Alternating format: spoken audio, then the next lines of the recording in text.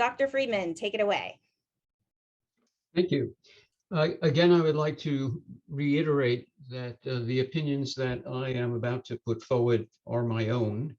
And I would also like to thank the Mass ME, CFS, and FM Association for this opportunity. I think it's a marvelous way to promote discussion, and hopefully the discussion that is within the group can also migrate outside the group in terms of providing awareness and education to others who may be unfamiliar with ME, CFS, and what I consider to be similar chronic illnesses.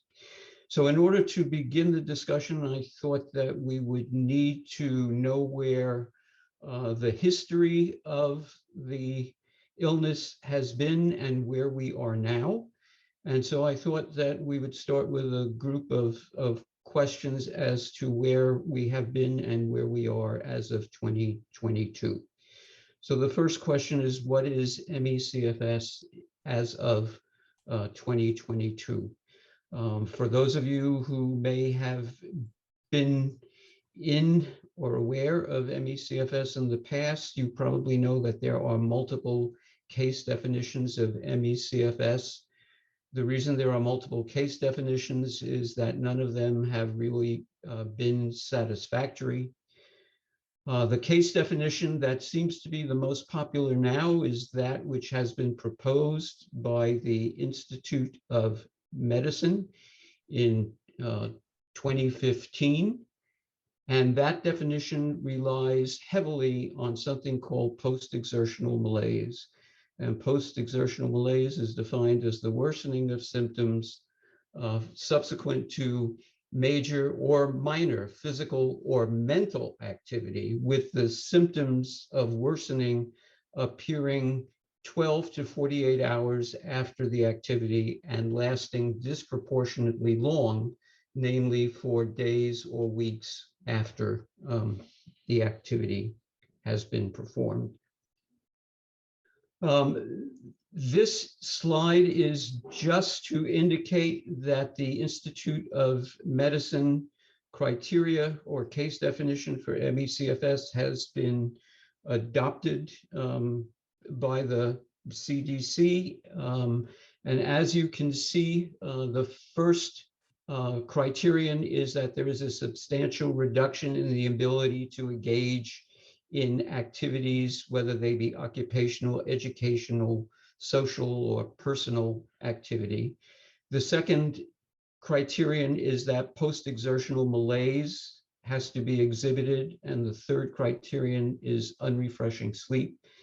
And these first three criteria are mandatory. If one of these three is missing, then by definition, under the IOM criteria, you do not have ME/CFS.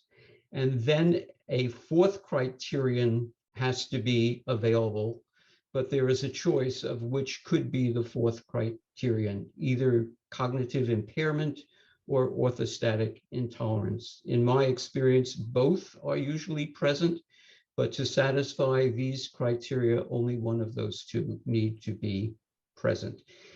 I should also like to say that the IOM criteria was really designed to be for clinicians and clinical diagnosis, although now it is also used for research purposes. And that has always been a problem, namely that there have been two sets of criteria, one for clinical use, one for research use, but that has been largely been ignored, and there has been overlap, which confounds the literature and makes it very difficult to appreciate what truly is ME/CFS. One of the things that is not in the literature that confounds ME/CFS is that there is a large range of debility exhibited by ME/CFS patients. Starting at the bottom of the slide, it goes from mild to very severe under the third bullet of the slide. That range, or the range of severity, is astonishingly not in the medical literature. Rather, the severity scale was published by the ME Association of the UK. The ME Association of the UK is under the leadership of Charles Shepherd, who is, I would say, one of the premier ME/CFS experts, so I am certainly willing to accept his criteria. Under those criteria, and this is my summarizing in very few words what those criteria would be. Mild would be able to care for oneself and able to work part-time. Moderate severity would be unable to work and would require help or some help with personal care. Severe would be a patient who is housebound, and very severe is a patient who would be bedridden. And unfortunately, the medical community is not terribly aware of the severity range, so that when a physician who treats ME/CFS is told about bedridden patients, that physician may say, well, that person clearly doesn't have ME/CFS, but that patient does meet the criteria. So there is essentially division among ME/CFS care providers as to what truly is ME/CFS, which is one of the problems that I think we need to recognize. The other point that I would like to make is whether or not ME/CFS is a unique illness.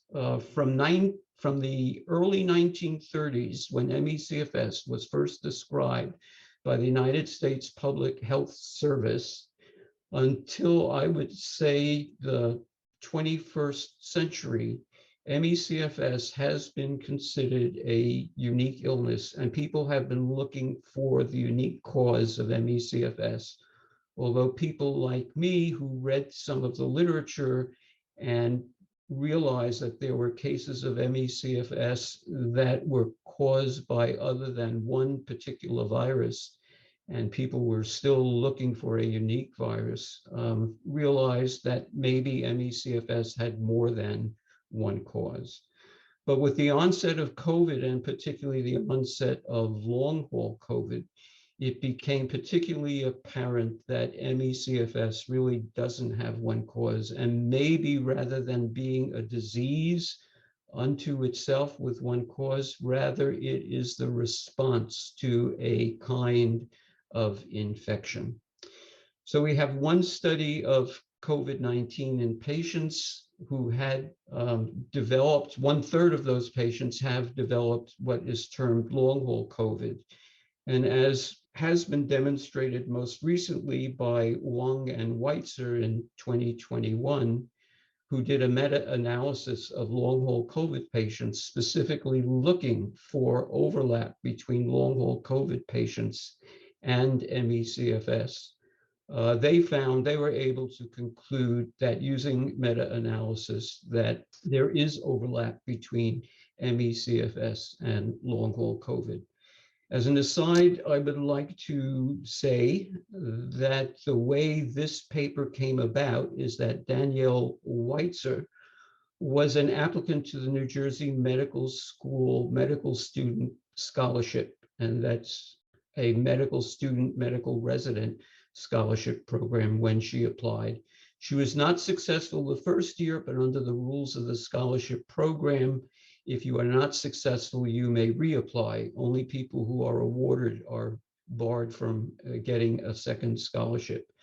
So after she was a winner her subsequent year of applying, Danielle asked if there was anything more she could do to assist the community, and I suggested that this meta-analysis would be most appropriate, and she enlisted the aid of her mentor, Dr. Wong, and the two of them went and did this meta-analysis. And of the papers that are in this particular themed issue dedicated to ME/CFS, the Wong and Weitzer paper is the most accessed paper in the entire issue of that journal. So let's go on and see what Wong and Weitzer discovered. Out of the 29 listed symptoms for ME/CFS, all but 4 were reported in at least one of the Longhaul COVID studies that were acceptable in their study. All 3 of the major ME/CFS criteria symptoms, which were fatigue, as we have seen in the IOM criteria, reduced daily activity, and post-exertional malaise, were reported in multiple studies of long-haul COVID. and that fatigue was reported in 12 of the 21 studies, making it the most frequently cited symptom of long haul COVID found in common with ME CFS. So it's not post-exertional malaise in this particular case. It is fatigue that is the most common symptom in common.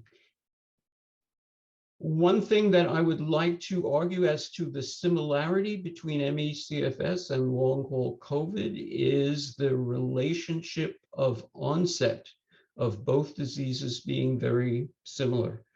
I was kind of tickled by Anthony Fauci, who probably you are aware is the White House COVID-19 response team's chief medical advisor, said during a White House briefing that many of you are now aware of what had been called long haul or long COVID, but is actually a post-acute sequelae of SARS-CoV-2 infection, which we are now referring to as PASC, i.e. post-acute sequelae of SARS-CoV.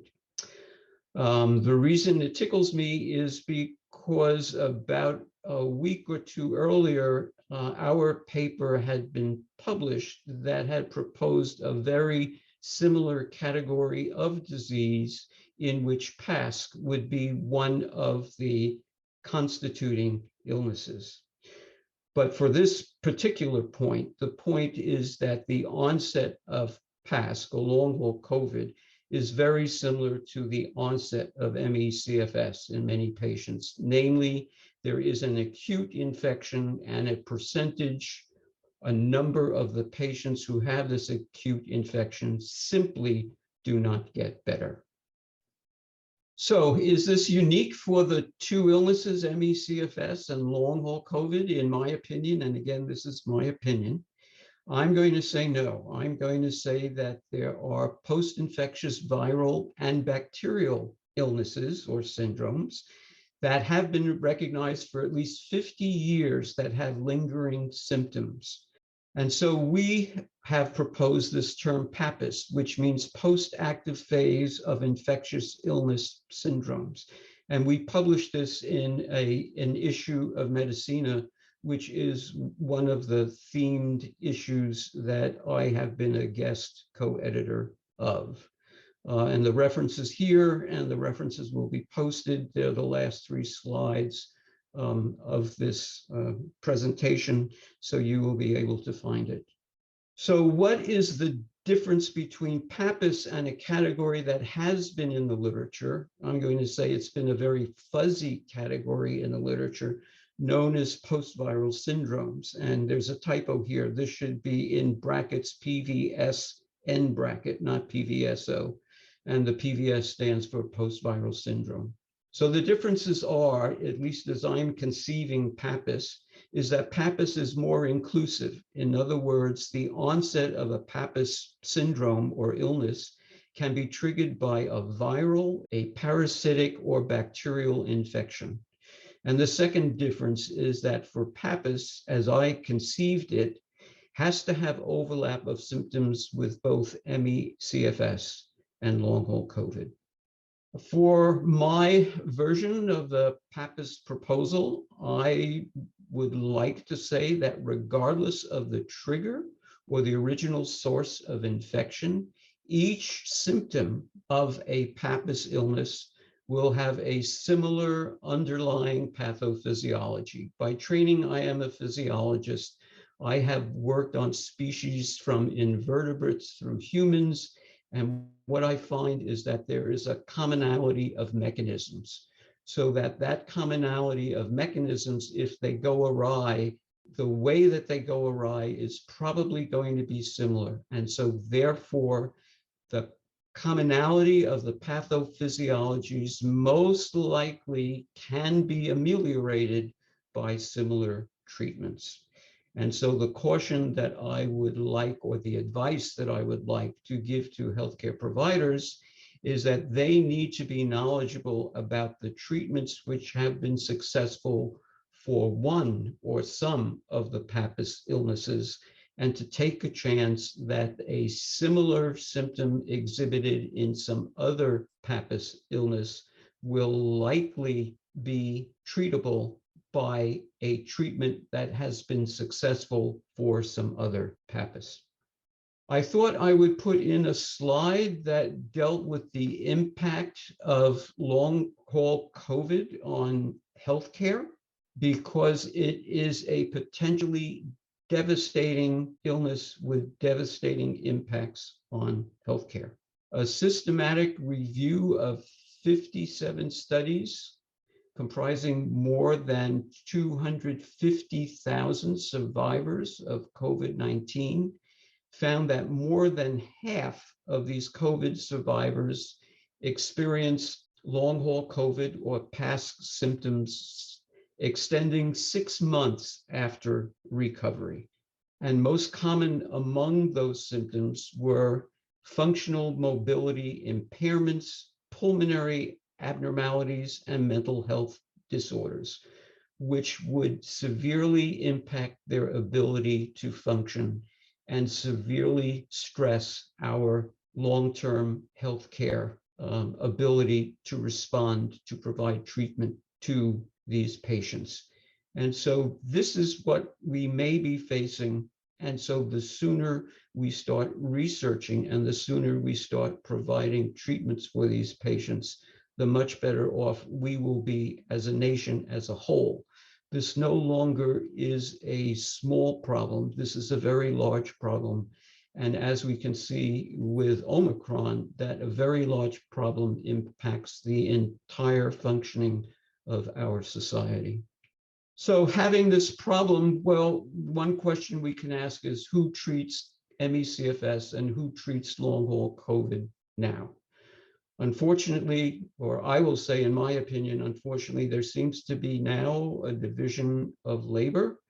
We have healthcare providers who treat ME/CFS and other providers who are willing to treat long-haul COVID. So for ME/CFS, we have relatively few physicians. If you look at the ME/CFS US Clinical Coalition, you find only 22 members listed. And you will find that if you look at the last patient satisfaction survey that I could find, ME/CFS indicate that they are currently an underserved population. Whereas if you look at the treatment that long-haul COVID patients are getting, as of August 3, 2021, 44 long-haul COVID clinics have been launched. It is unclear to me whether they would be willing to see ME/CFS patients, or for that matter, other patients who have other PAPIS illnesses. And so it seems to me that at some point and somewhere in our healthcare structure, we need to develop a strategy which will be overcoming the increasing healthcare worker shortage and be able to provide healthcare to all these PAPIS patients as a group. So under these circumstances, I would say that we need to mobilize all of our healthcare practitioners, including physical therapists and occupational therapists, which is the subject of this particular discussion. In my experience, physical therapists are concerned with restoring bodily function, whereas occupational therapists are tasked with restoring the abilities to perform needed tasks. I think both are needed, and in actuality, I think what happens is that the divisions between the two are blended. I think that physical therapists sometimes give advice or help with occupational therapy tasks and vice versa. And the example that I would like to provide to strengthen my point or my argument is the example of Staci Stevens and the Workwell Foundation, which hopefully some of you are aware of. Staci and I both started serving together on the Chronic Fatigue Syndrome Advisory Committee in 2003, and we have remained in touch ever since. But Staci has been the one who has discovered that ME/CFS patients need to stay below their anaerobic threshold. And she has demonstrated this by using a technique that she developed called Cardiopulmonary Exercise testing, or CPET. And I would classify that as being part of her physical therapy mission or physical therapist mission. But she has also been advocating to patients to divide their tasks into blocks so that they do not work for long periods of time, and intersperse those blocks of their task with intervals of rest. And I would argue that that is in the domain of an occupational therapist, so that the two dovetail with each other, and it's hard to really separate one from another in a particular patient. So I was uncomfortable giving this presentation because I really had not been following the literature of the contributions of physical therapy and occupational therapy to ME/CFS. So I asked Amy Mooney to conduct a PubMed literature search. She actually conducted several of them, for which I thank her. I did look it over, and in my opinion, based upon my background and my experience with medical literature, my conclusion is that there are few quality physical therapy and occupational therapy studies of ME/CFS. There is a fairly recent study in 2021 which reaches the conclusion, similar to mine, that there is no scientific evidence when it comes to effective physiotherapy for ME patients. And of course, my wife jumped all over me. What does that mean, no physical scientific evidence? So I decided that I would insert an interpretation of what I think is meant by that statement, which is that the data that is in the literature for physiotherapy does not demonstrate a statistically significant improvement of physiotherapy for ME/CFS patients. There is also an online survey, or the results of an online survey of ME/CFS patients has been studied for rehabilitation, which has found both positive and negative experiences of rehabilitation for ME/CFS patients. So therefore, the term that I would use is that the online survey of ME/CFS patients for outcomes of rehabilitation is equivocal. Among the positives that were cited for rehabilitation is that the patients found that the communication is supportive of their situation. The benefits of a routine linked with a baseline setting and pacing was found to be beneficial for them. The value of setting of a goal was found to be beneficial, and it gave them increased confidence in their ability to do at least some exercise. The negatives associated with rehabilitation, for some, obviously not the same as those who found benefit, was that they found poor communication, and the juxtaposition of support communication with poor communication means that the relationship of the patient to the therapist is extremely important. And I would say that if you do not have a good therapist, or one with which you have a good relationship, then it's time to find another. Among the other negatives is that they feel that they were being pushed to exercise beyond a sustainable level, which some of you may know is a no-no. You do not do that. You do not go beyond your sustainable level. Another negative was that they felt that there was no plan that if they suffered a negative effect of their physical therapy or their therapy program, that they had a way of recovering, that there was no specific way of getting back to where they were prior to overdoing, and that should they fail to improve in their therapy program, that they were being blamed for the failure rather than it just being something that happened. So at this point, at least from my perspective, being outside of both fields, but being an observer of the field of ME/CFS, I would say that there is no data thus far that proves the benefit, no protocols that prove the benefit of physical and occupational therapy. I think that both patient and healthcare provider, regardless of what the status of that healthcare provider is, should be aware of how at least some healthcare providers feel. And this was published again in a themed issue, and this is the response of Tony Komaroff, who some of you may know. And this is the response of Tony Komaroff to the first ever publication of a description of what it's like to be a very severely ill ME/CFS patient. Whitney Defoe, who is a very severely ill ME/CFS patient, was encouraged by me to tell his story, and I would endeavor to get it published, which we were able to do. And then based upon that content, I felt that it needed to have some response from the healthcare provider or the physician community. And so I asked Tony, who is rather articulate, to write a response, and he agreed to do that. And so I extracted his paper, which is reference 16 in this slide set. And this is what I think Tony said, the major points: that when standard laboratory tests of a healthcare provider of his or her patient come back normal, and you cannot make a diagnosis based upon that. And so you have four choices. You can order more specific tests. You can say, I don't know, I really can't help you.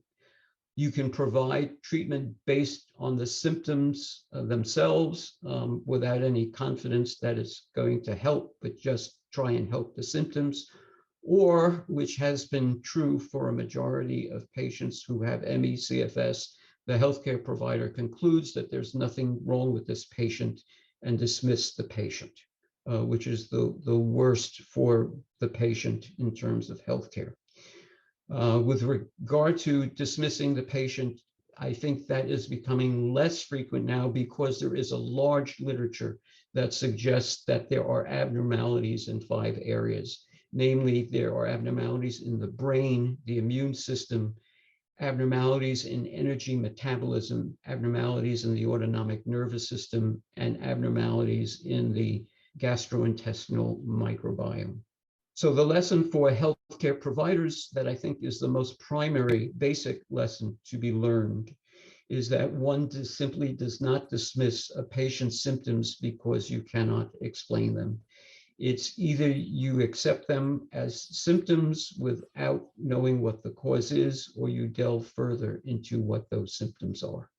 So for guiding principles for healthcare providers, which I believe include occupational and physical therapists, I would say that the guidance that we provided in our IA-CFS ME, the International Association for Chronic Fatigue Syndromes, adult primer, is appropriate.